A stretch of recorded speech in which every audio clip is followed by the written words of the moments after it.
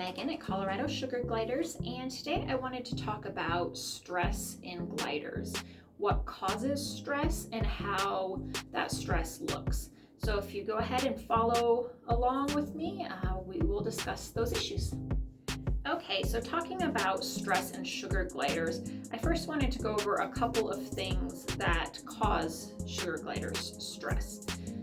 So one of the big ones is moving. So if they go to a new home, even if you move and take them with you, they go to a different cage or different room, all those things can cause stress to sugar gliders. It's just something they're not used to, new sights and sounds and smells, and that can cause them stress. Another thing that can cause them stress is new people. So if they're not used to anybody but you, and then you have a party and have a bunch of people over and show them to everybody, that could cause them stress if they're not used to that. Another thing that can cause them stress is loud noises. Now again, it kind of depends on what they're used to. Our gliders here are all used to some noise because we've got 4 kids in our house. But sudden loud noises near their cage or things like that can still cause them stress. Another thing that can cause them stress are other animals. So cats or dogs or those would be the main ones, I guess. But really anything that is an unfamiliar smell or could be threatening to them could cause them stress. So if you have a cat that's prowling around your house and likes to sleep on top of the sugar glider cage, that's probably going to cause them some significant stress, because to the sugar glider, that cat is a predator, whether the cat is friendly or not. So just some things to think about there. Another thing that can cause stress, and this is primarily, really only when you're breeding gliders, is when a sugar glider has a joey in their pouch. That is just an added stress for them. They're going to need more food. They're going to be a little bit more fearful. Some of ours, I notice, are more crabby, especially right before the baby comes out of pouch.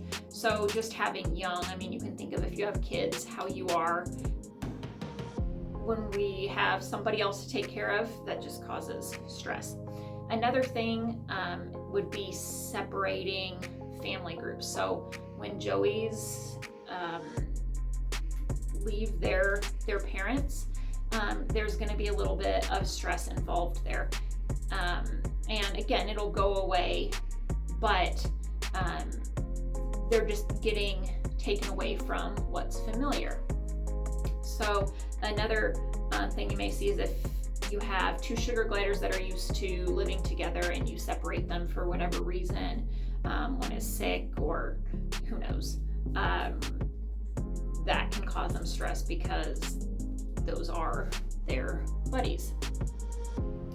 Other issues would be poor health or not enough food, water, poor cage, hygiene, not enough stimulation. All those things that create a poor living environment for gliders will cause them stress. Okay, so how does that stress manifest? So a little bit of stress is normal, right? Gliders, if we are buying and selling gliders all the time, so there is some stress involved in that, but most of it can be managed. But going back to, so how does it manifest in them? So it can manifest in them sleeping a lot, in them eating a lot or not eating much at all, being more inactive. It can cause diarrhea in them for a couple days, crabbing, excessive crabbing. In extreme cases, and this would primarily be poor living conditions in lone gliders, you can see over grooming or self-mutilation or other things like that. Obviously that would be an extreme sign of stress, not normal. But let's talk about what are some ways that we can minimize or deal with stress.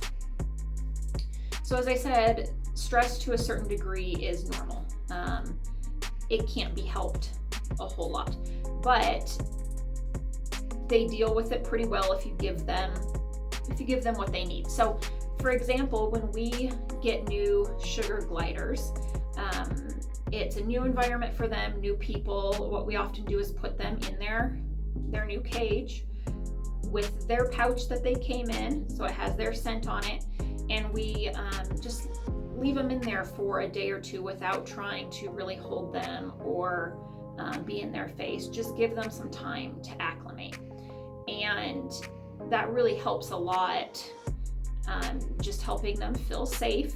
And then we can start giving them treats through the cage bars, and that builds up trust. And we haven't had a glider yet that hasn't gotten over that initial scared, overwhelmed, stressed state of being here. Once they're here for, a couple days to, a couple weeks, depending on the glider, they feel comfortable, they're at home. They come, when we come into the room, they come to the cage bars because they have learned to trust us. So giving them that time initially. The same thing could be said when you bring a new Joey home. Just kind of giving them some time in their cage, letting them keep their pouch that smells like them, and just giving them a little bit of time to acclimate before you're really holding them a lot. So that's one way to minimize some of the stress. Another thing you could do to minimize stress is making sure that you have a good cleaning schedule for their cage. And I'm going to do a video about that later. But just to make sure that their cage is getting cleaned regularly, not changing their diet up a lot or unnecessarily, making sure they're getting enough of that food and water. And then something else is limiting who you allow to interact with your gliders. Now, this is more so important for like us or other breeders out there who have females with Joeys and pouch, because in very extreme cases, females that are overly stressed can cannibalize their Joeys. Now, we haven't had that happen yet, but it happens. It's part of nature. But minimizing that stress for them is important. So we don't generally allow many people down in our sugar glider room to look at our breeding gliders. If people want to see a glider, we'll take one of ours that's bonded and real friendly, or one of our Joeys that's a little bit older Joey, and take them. We don't allow lots of people in where the cages are, and that just kind of helps. Again, they know what's coming, it's familiar, they're used to it. It helps minimize that stress for them. Okay, so what if you have a glider and you realized that they must be really stressed? Maybe they have diarrhea, maybe they are over grooming and you're noticing bald spots. What do you do? So like I said, most of these initial stress symptoms will go away after a few days of the new environment or home or person or whatever it is. But if it doesn't, or you notice it getting worse, definitely take them to an exotic vet.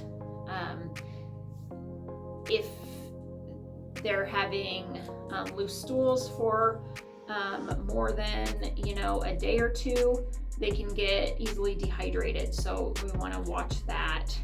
Take them in to a vet if necessary. If it's over grooming or self-mutilation, again, taking them into a vet to help with the symptoms of that, but then also looking at what is causing the stress. And I think that's always important because there's temporary normal stress and then there's unnecessary stress. So ask yourself what may be causing it. If they're a lone glider, they could very well be stressed and causing self-mutilation because they're lonely.